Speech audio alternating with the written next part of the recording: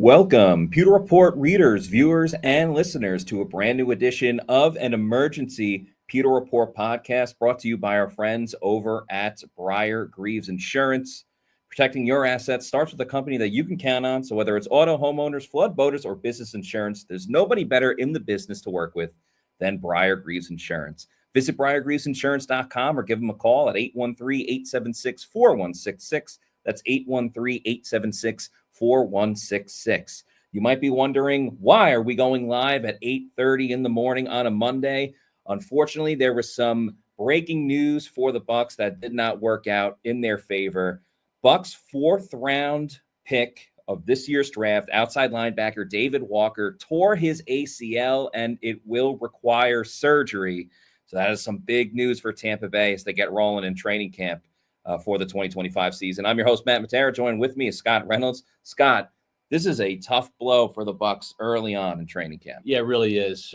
David Walker was really the star of the Bucs rookie minicamp, and he had missed a little bit of time during the OTAs with a hamstring injury. The team was super excited to see him don the pads today. Monday is going to be the first day in pads. David Walker is not going to be there. He's out for the season. It's very unfortunate because this was a player that really was a day three steal for the Bucs. We were excited when he was picked in the fourth round during our live draft show. And, you know, this team had Chris Braswell already in the fold, entering his second year, the second round pick from 2024. But with the Hassan Reddick signing just for 1 year, this team wanted to continue to add to its pass rush. It was not good enough last year, and David Walker was supposed to be a player that was going to challenge for some playing time. And, Matt, that's the crazy thing. When we saw David Walker on Friday, before he got injured, he was out there running with the first team. And in the 2-minute pass rush situations, they were probably resting Hassan Reddick, right? Hassan Reddick knows how to get to the quarterback. Right. He's probably going to be in those situations anyways. But David Walker was the guy opposite Yaya Diaby with the first team out there doing the 2-minute drill, the pass rush situations when the offense is trying to come from behind to win the game. And unfortunately, he went down.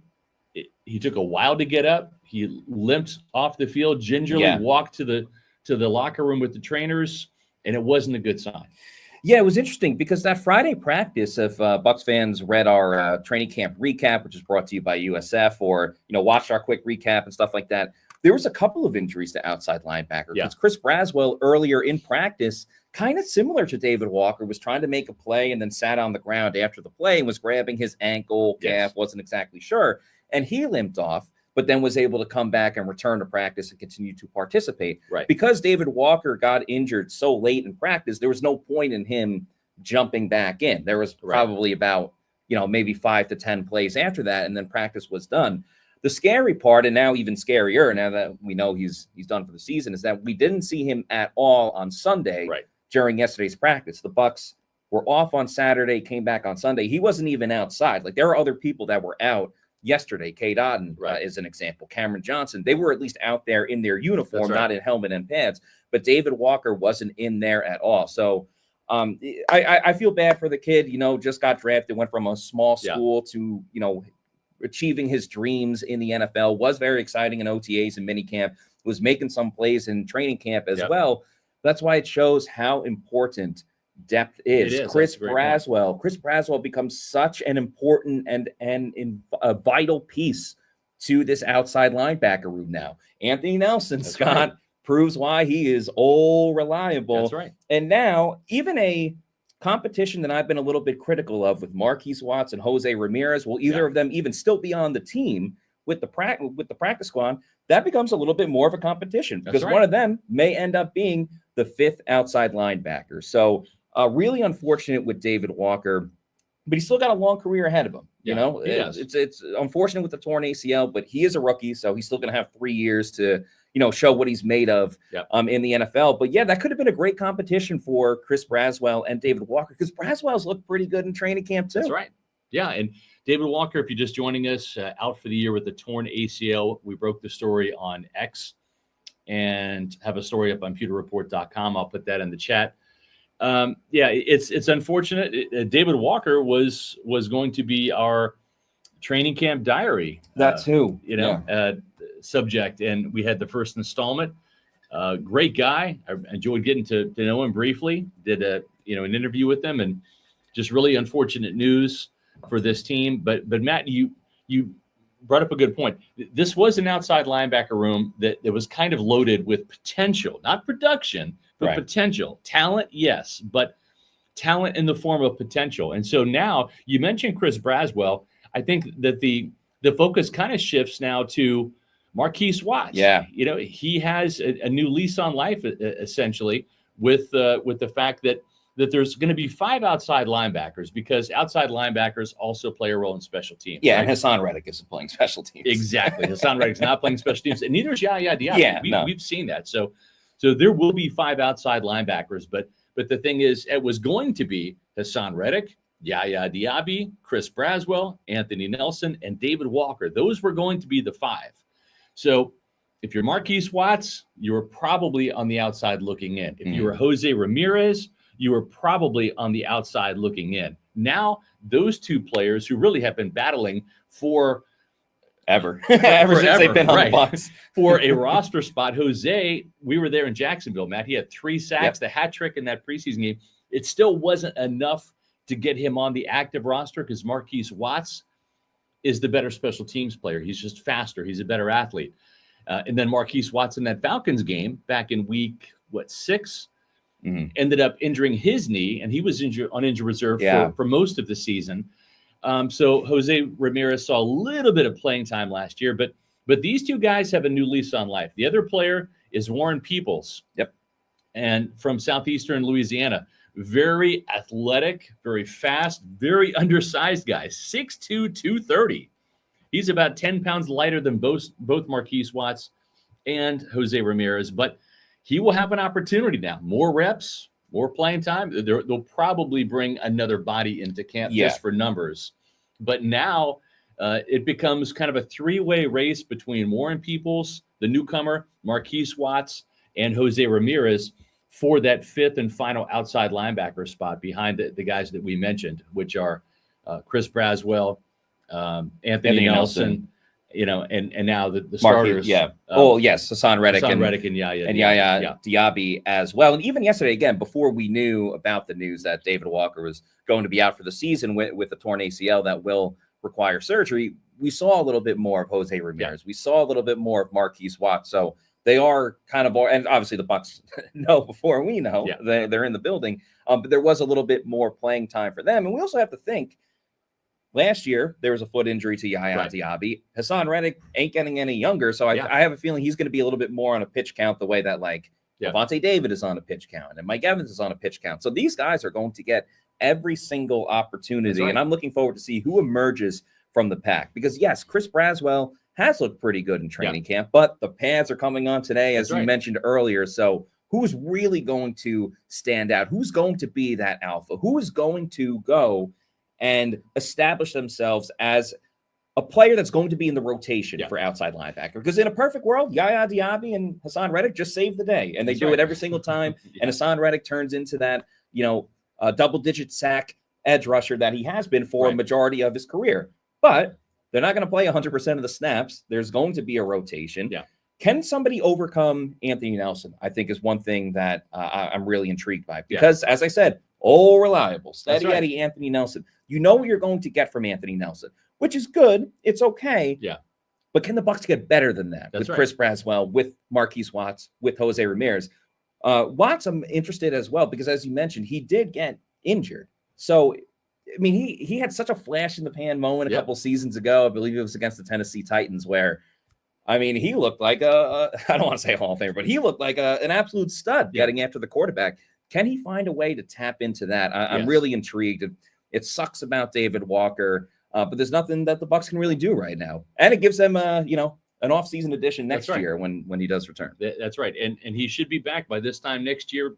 Most ACL injuries these days are 6 to 9 month injuries. It's going to knock him out for the season, unfortunately. But he should be ready to go for training camp next year.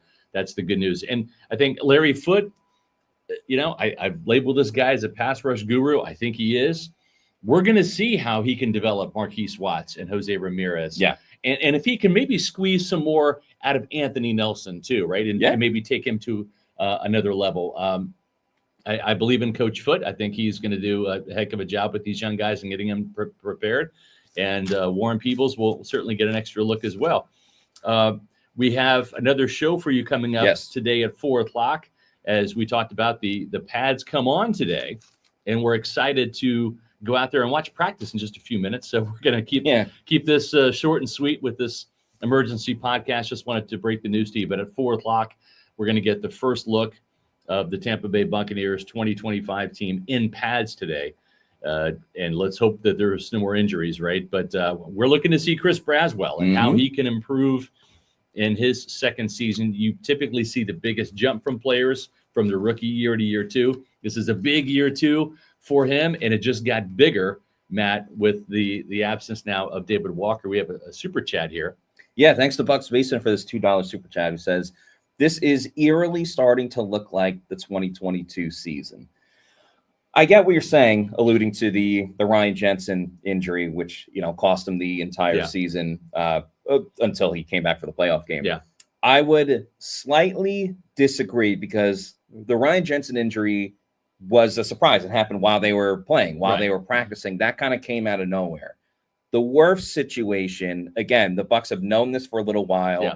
They have time to prepare for it. Now they did with like Robert Hainsey, but it was a little bit different. Same with Chris Godwin. We know they are coming back. And David Walker, while very exciting, he was a rookie 4th-round pick competing to be outside linebacker 3. It wasn't like he was there penciled in starting outside linebacker. Now, we don't want to see the injuries. Like, I'd rather Tristan Wirfs be starting week 1 You'd rather Chris not Godwin have the already injuries. in training camp. So I get what you're saying, but I would counter that it's a little different. Yeah, some words of wisdom here from Animal. And I know injuries suck, and you feel bad for David Walker and the Buccaneers, right? But what Animal says is true. Yes. Guys, injuries happen like this all the time. It's not the trainers or the conditioning coach's fault. These happen all the time. This is just part of football. I agree. Football is not a contact sport. It is a collision sport, right? And when you have full men or full-sized grown men colliding into each other and competing, these types of things are going to happen. With ACL injuries too, sometimes you just see a player out in space just plant wrong or make a wrong move. Same thing with an Achilles. Those are just some freak injuries. That's why you got to stretch before you play. But even stretching sometimes just can't prevent these type of injuries from happening. So it's part of the game. That's why you have a 90-man training camp roster. That's why you have 53 men and a 16-person practice squad, because you have injuries. They're a part of the game. It's an unfortunate thing. Hopefully the Buccaneers won't sustain any more injuries. Matt, tomorrow night is the night practice. We saw Sua Opeta go out with an ACL injury last year during that night practice. Injuries just happen. It's a part of the game. It's an unfortunate part. And unfortunately, it got David Walker with this torn ACL. So thank you all for watching this emergency broadcast. A reminder again to stay tuned to Pewter Report TV, our YouTube channel at 4:00, where we're going to have the full report from the Bucs' first practice in pads, along with Todd Bowles' thoughts on the day's action as the second week of Bucs training camp kicks off, Matt. Yeah, we'll see what Bowles has to say about the David Walker injury. We'll talk to a couple players after and highlight the biggest moments. So until then, if you're not already doing so, please make sure you are following us on all of our social media on X, Facebook, and Instagram. We are at Pewter Report, and our YouTube channel is Pewter Report TV. Please like and subscribe. Leave a comment on this video as well. We are very, very close to 20,000 subscribers. If you like when we do these emergency podcasts, we do it for positive ones as well. But if you like when we go live and all the content that we put out, please like and subscribe to our YouTube channel. We'd really appreciate it. So that's going to do it for us on this emergency podcast. For Scott Reynolds, I'm Matt Matera saying thanks everybody for watching. We'll see you later at 4 p.m. for another edition of the Pewter Report podcast. Out.